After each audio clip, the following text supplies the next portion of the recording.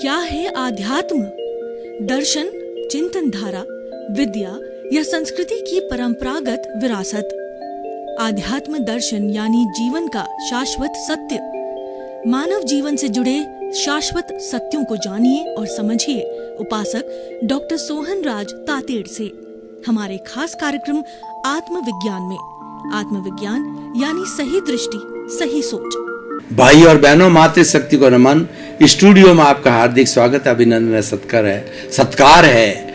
आत्मविज्ञान science of the soul कार्यक्रम के अंतर्गत हम आपको राइट विजन, राइट थिंकिंग, सही दृष्टि, सही सोच के अधीन आपको कुदरती रचना और कुदरत का कानून बता करके आपको हम सनातन सत्य बताना चाहते हैं।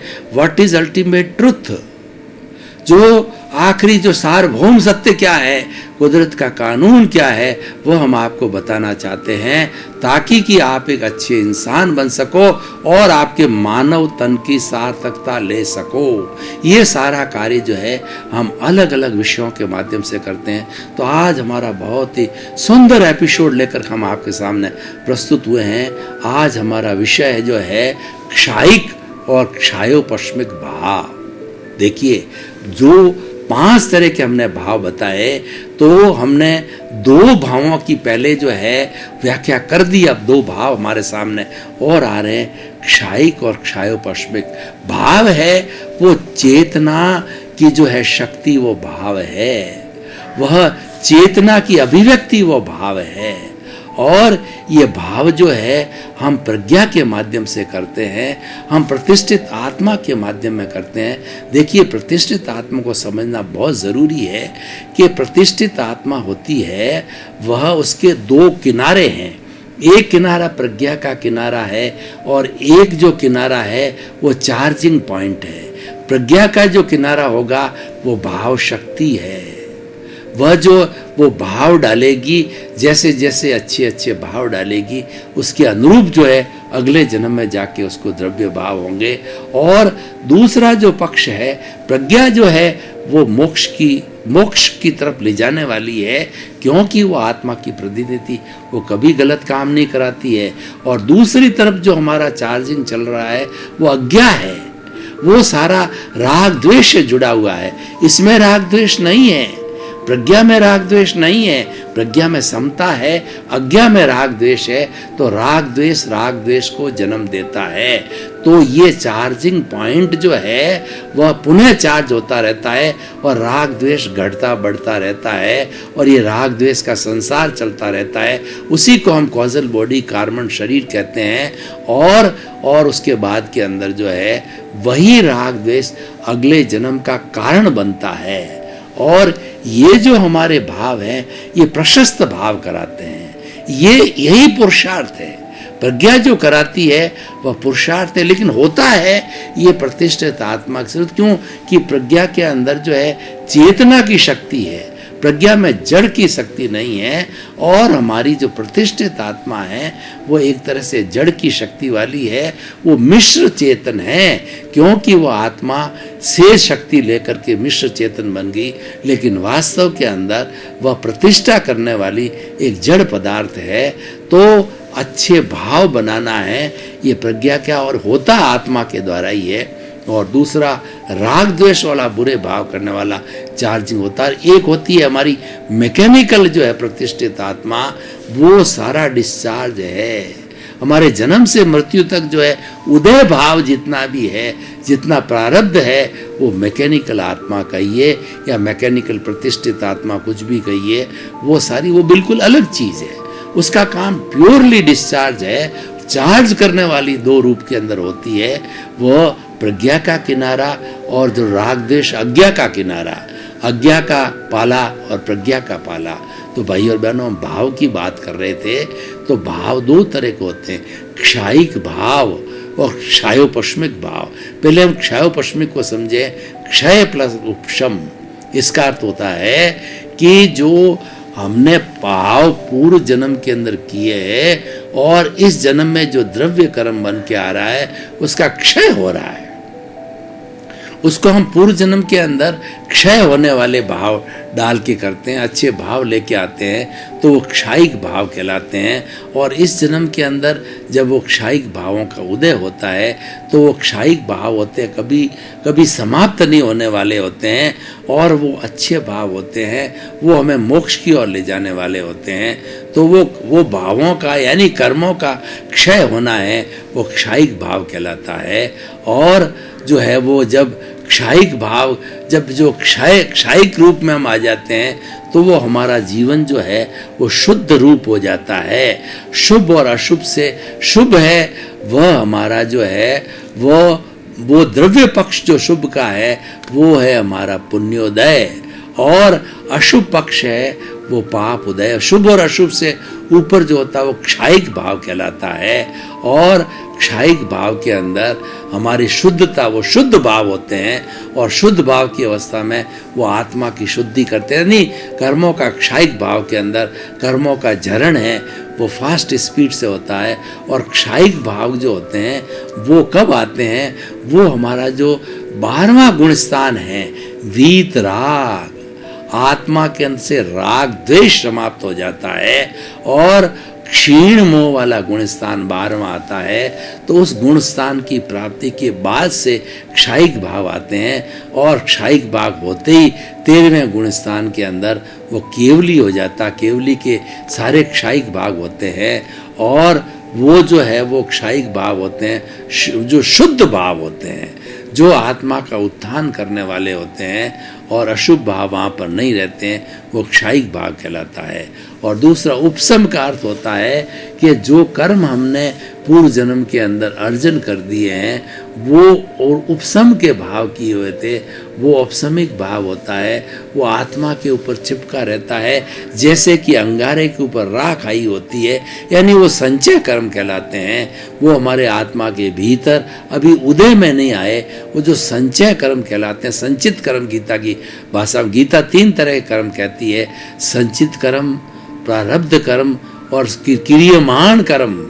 क्रियमाण का मतलब है हम नेक्स्ट बर्थ के लिए चार्जिंग करते हैं, और संचित का मतलब उपशम है, आत्मा के ऊपर पड़ा है, अभी उदय नहीं आता है। और जो एक होता प्रारब्ध होता है, उदय काल होता है, राइज होता है, प्रारब्ध कहलाता है। और जो आत्मा के ऊपर खीरे के ऊपर राख पड़ी हुई जैसे होती है उसको उपशम बोलते हैं। वो किसी तरह का ट्रबल नहीं करती है, ट्रबल जो करती है वो उदय भाव करता है। सुख के रूप में भी हो सकता है और दुख के रूप में भी हो सकता है, वो सारा जो है उदय भाव कहलाता है, और वो औदैहिक भाव कहलाता है। और उपशम जो है मतलब पड़ा रहना, आत्मा के ऊपर पड़ा रहना। और क्षायिक होता है, वह क्षायिक की स्थिति आने पर हमेशा शुभ भाव होते हैं, और हमेशा जो है वो कर्मों का क्षय होता रहता है। अशुभ भाव आते हैं, वो शुद्ध शुभ अशुभ के ऊपर की अवस्था शुद्ध होती है, वो क्षायिक अवस्था कहलाती है। तो इस तरह से क्षायिक और जो है क्षयोपश्मिक भाव, क्षयोपश्मिक भाव में क्या होता है, कर्मों का कभी उपशम होता है, आत्मा के ऊपर पड़े रहते हैं, और कभी उसका क्षय होता है उदय में आकर के। उदय आने वाला हर एक का क्षय होता रहता है। तो उपशमिक क्षयोपशम में क्या होता है, कभी उपशम कभी क्षय, कभी उपशम कभी क्षय, और क्षायिक के अंदर उपशम नहीं रहता है। इसलिए 2 कैटेगरी अलग अलग कर दी। नॉर्मल व्यक्ति के क्षोपशम चला, क्षयोपशमिक चलता रहता भावों का, और जो लोग 12वें गुण स्थान और उसको पार कर दिया जाते हैं उनके केवल क्षायिक भाव होते हैं, उनकी इरियापतिक होती है, उनके जो कर्मों का बंधन होता है इतना क्षणिक होता है। एक क्षण में कर्म का, शुभ कर्म का बंध हुआ, और दूसरे क्षण जो है, दूसरे समय में वो जो कर्म जो है झड़ जाता है, उसको इरियापतिक बोला जाता है। नहीं के बराबर एक प्रक्रिया है, क्योंकि शरीर है, जब तक शरीर है वह वेदनीय, आयुष्य, नाम और गोत्र सब जड़े हुए रहते हैं। लेकिन ये जो नाम, जो हमारा आयुष्य कर्म होता है वो तो पूरा जो एंड तक चलेगा, और जो दूसरे इरियापतिक में दूसरे तो शुभ होते हैं, नाम, गोत्र और जो है वो अपना जो वेदनीय, उनके शुभ होता है, उनके वेदना नहीं होती है, लेकिन वो शुभ होने के कारण कर्म तो है ही है, एक समय के अंदर मंदिर दूसरे में झड़ गए, क्योंकि शरीर मौजूद है, केवली के भी शरीर होता है और क्षीण मोह वाले के जो है वीतराग के भी शरीर होता है। शरीर होता है तो शरीर से जुड़े हुए कर्म जरूर होता है। जब ये जो हमारा आयुष्य समाप्त हो जाता है, आयुष्य समाप्त होते ही जो है ये कर्म सब समाप्त हो जाते हैं और अ उ री ली ये रहते रहते हम जो है मन का वचन का काया का व्युत्सर्ग करते हैं। सबसे पहले जो है वो मन का व्युत्सर्ग होता है, फिर वचन का व्युत्सर्ग होता है और फिर काया का व्युत्सर्ग होते ही हमारा आयुष्य समाप्त हो जाता है और समाप्त होते ही हम सिद्ध बुद्ध और मुक्त हो जाते हैं, क्योंकि कार्बन शरीर समाप्त हो गया, मन समाप्त हो गया।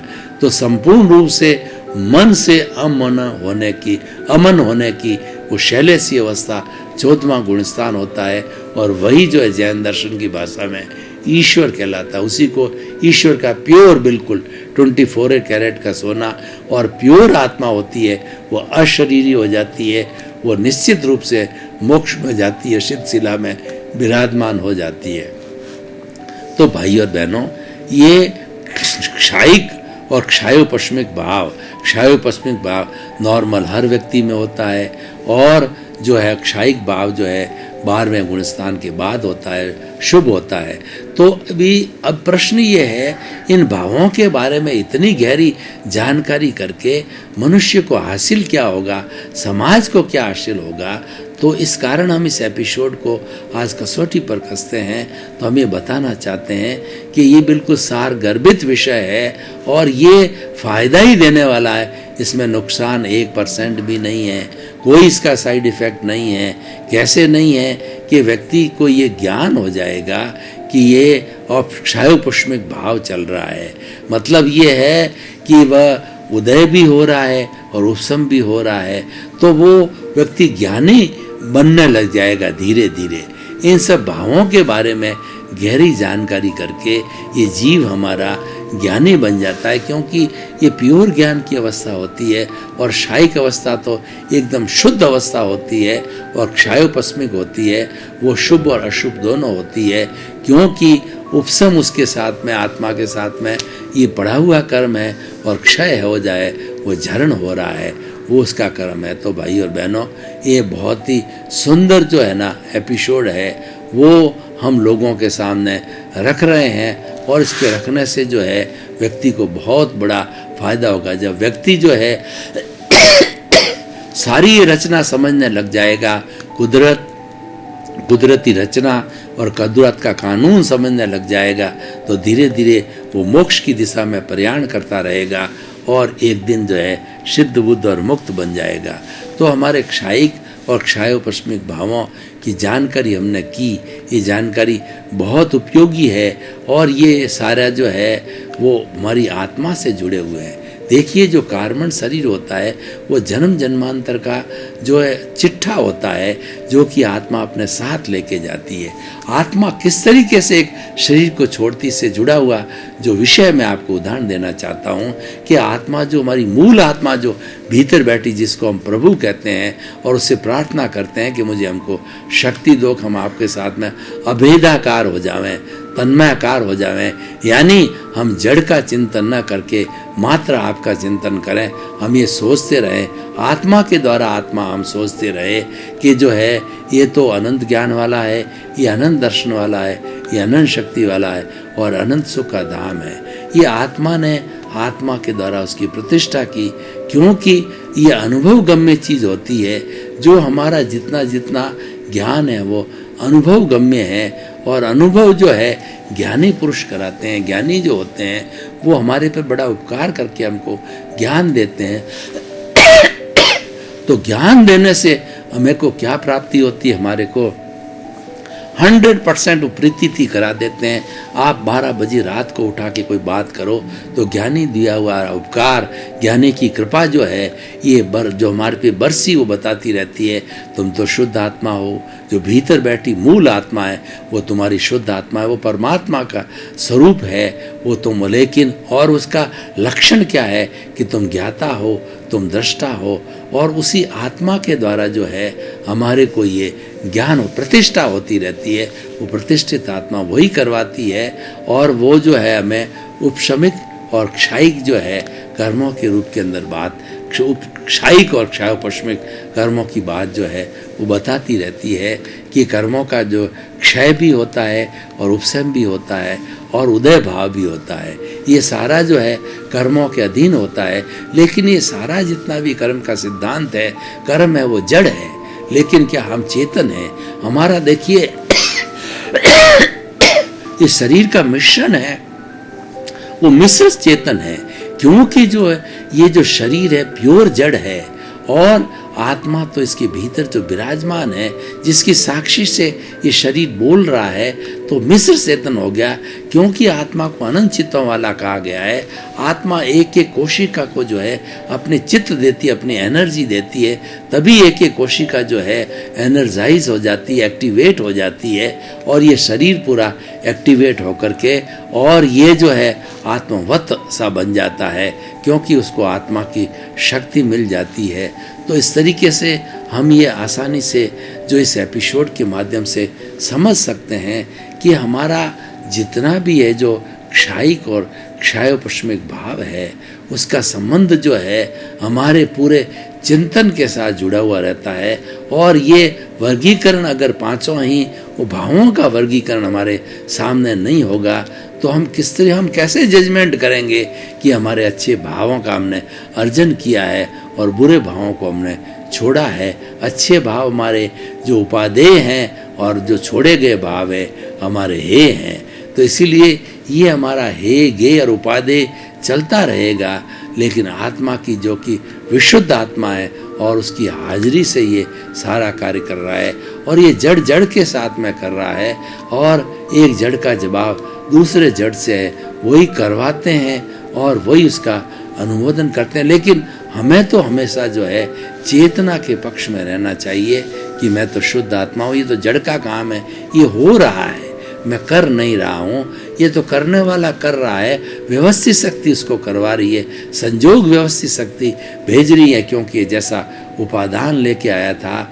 और ये सर्कमस्टेंशियल जो साइंटिफिक सर्कमस्टेंशियल एविडेंसेज है, ये जो है जैसा जैसा व्यक्ति का कर्मों का बंधन होता है उसके अनुरूप जो है वो ये व्यवस्था जुटाती है, संजोग जुटाती है और ये काम होता रहता है। तो भाई और बहनों, जो आज हमने विषय लिया है कि क्षायिक और जो है क्षयोपश्मिक भाव जो है, ये हमारे दोनों के बहुत ही सुंदर एपिसोड है। इसको समझने से हमारा भीतर जो है शुद्धिकरण होगा और हम रियल ट्रुथ को प्राप्त करेंगे।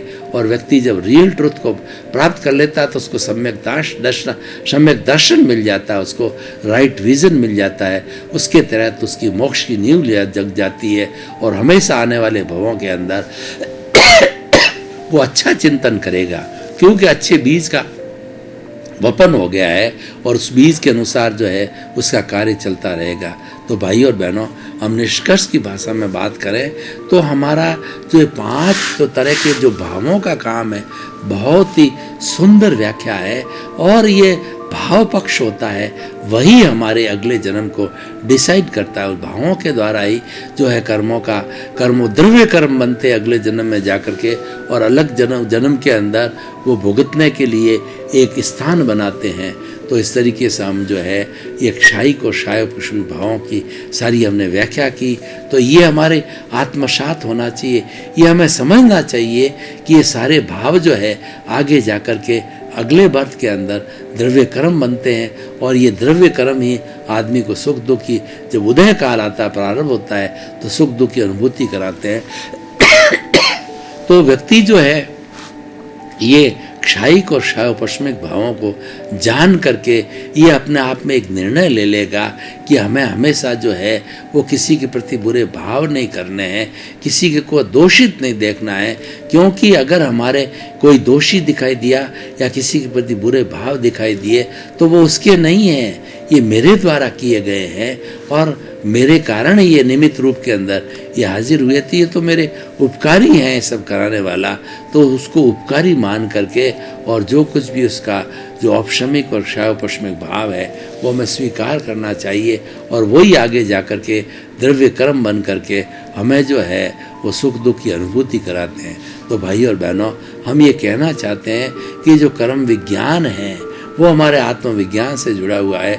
वो इतना परफेक्ट है कि ये 24 घंटे काम करने के बाद भी उसमें बिल्कुल गलती नहीं होती है, क्योंकि ये पूरा सारा निष्पक्ष जो है वो काम जो है हमारे दृष्टि विज्ञान के अनुसार होता है, हमारा कर्म सिद्धांत उस पर लागू होता है। तो हमारा दायित्व बनता है कि हम शुभ कर्मों का अर्जन करें, अशुभ को छोड़ें और शुभ अशुभ से करते करते हम शुद्ध अवस्था के अंदर आएँ।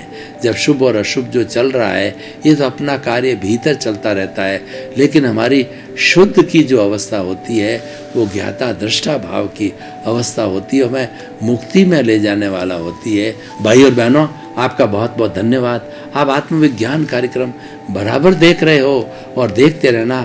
आत्मविज्ञान कार्यक्रम के अंदर आपको अपने भविष्य के जीवन के निर्माण की बहुत अच्छी सामग्री मिल जाती है, क्योंकि हमारा जो ये आत्मविज्ञान कार्यक्रम बनाया गया है वो आत्मा को केंद्र में रख के बनाया गया है, और जहाँ पर आत्मा केंद्र में होती है और वही इस जीवन का संचालन करने वाली होती है, तो उसका हर कार्य जो अच्छा होता है, संतुलित होता है। और हमारा उद्देश्य भी है सर्वे भवन्तु सुखिनः सर्वे भवन्तु निरामया, जगत के सब जीवों को सुख मिले, शांति मिले, आनंद मिले और मुक्ति मिले। आपके प्रति बहुत बहुत शुभकामनाएं। आत्मविज्ञान में आत्मविज्ञान यानी सही दृष्टि, सही सोच।